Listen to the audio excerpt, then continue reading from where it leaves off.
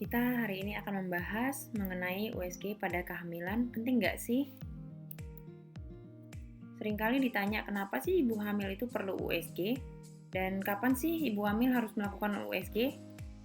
Sebelum bicara lebih lanjut tentang USG, kita lihat dulu bedanya USG 2D, 3D, dan 4D. Pada USG 2 dimensi, kita lihat gambar yang akan kita peroleh adalah seperti ini, hitam dan putih. Umumnya memang gambar akan sulit untuk dimengerti pasien, tapi bagi dokter, USG 2D sudah cukup sangat membantu untuk berikan diagnosis. Kemudian USG 3 dimensi. USG 3 dimensi hampir mirip dengan 2 dimensi, tapi dengan tambahan satu sumbu, yaitu sumbu koronal, sehingga gambaran lebih jelas dan bisa lebih mudah dimengerti pasien. Gambaran sudah lebih mirip seperti aslinya.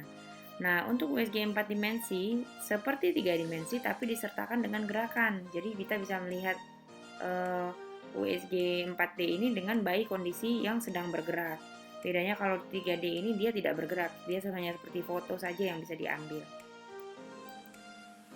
Kemudian kita bedakan lagi kehamilan dibagi atas 3 trimester, yaitu trimester 1, 2, dan 3. Oke, trimester pertama itu dibatasi di bawah 14 minggu, kemudian trimester kedua di bawah 28 minggu, dan yang selanjutnya hingga lahiran adalah trimester ketiga. Ya. Nah, USG pada trimester 1 penting dilakukan pada usia awal kehamilan dan juga usia 8-13 minggu. Tujuannya adalah apa? Untuk pertama adalah menentukan lokasi kehamilan, kemudian menentukan usia kehamilan ataupun tafsiran persalinan, dan deteksi kelainan kongenital bawaan ataupun kelainan bawaan pada janin sudah bisa kita lakukan deteksi di USG trimester 1.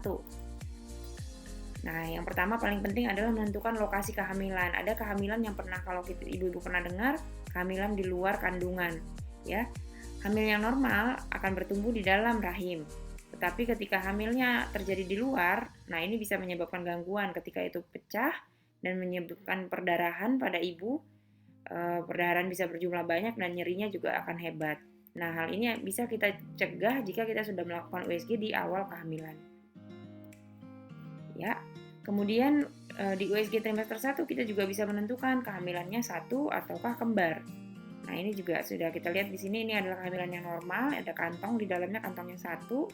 Kemudian ini tanda-tanda calon janin, dan juga di sini kita lihat di dalam rahim juga dengan kehamilan yang 2 kantong. Di sini kita lihat calon janinnya belum kelihatan. Nah, untuk menentukan usia kehamilan sangat akurat ditentukan di bawah 14 minggu, yaitu dengan mengukur CRL ataupun crown rump length, panjang dari puncak kepala hingga ke tulang ekor. Nah, ini sangat penting kita lakukan, terutama jika pasien mungkin tidak ingat tanggal haidnya atau siklus haidnya tidak teratur. Jadi, ukuran pada USG trimester 1 ini akan dipakai sebagai acuan menentukan HPL pada kehamilan si ibu. Kemudian screening untuk kelainan kongenital ataupun kelainan bawaan juga bisa kita lakukan dengan melihat gambaran wajah si bayi pada trimester 1, yaitu kita bisa melihat adanya tulang hidung dan juga ada ciri-ciri kelainan yang lainnya. Nah, ini juga bisa kita kenali. Misalnya kalau ibu-ibu pernah mendengar kehamilan hamil anggur atau hamil mola, ya. Kalau dilihat perutnya lebih besar dari biasanya, baru 8 minggu tapi kok perutnya udah gede. Nah, kita curiga nih, kita bisa konfirmasi dari USG. Dari USG kita lihat gambaran seperti ini, tidak ada janin tapi ada gambaran banyak seperti ini. Ini akan menunjukkan, mempertegas diagnosis kita bahwa si ibu mengalami hamil anggur. Kemudian selanjutnya USG trimester 2. USG trimester 2 penting dilakukan pada usia 18 hingga 27 minggu. Tujuannya apa? Yang pertama adalah untuk konfirmasi kehamilan, usianya maksud saya, kemudian deteksi masalah dalam pertumbuhan janin, kita dengan melihat organ-organ janin, dan juga lagi-lagi kita melakukan screening untuk kelainan bawaan. Misalnya dengan melihat struktur wajah di trimester 2, kita bisa melihat adanya bibir sumbing pada janin. Kemudian dengan memperhatikan struktur ginjal, kita melihat adanya hidronefrosis yang terdapat pada janin di bawah usia 28 minggu.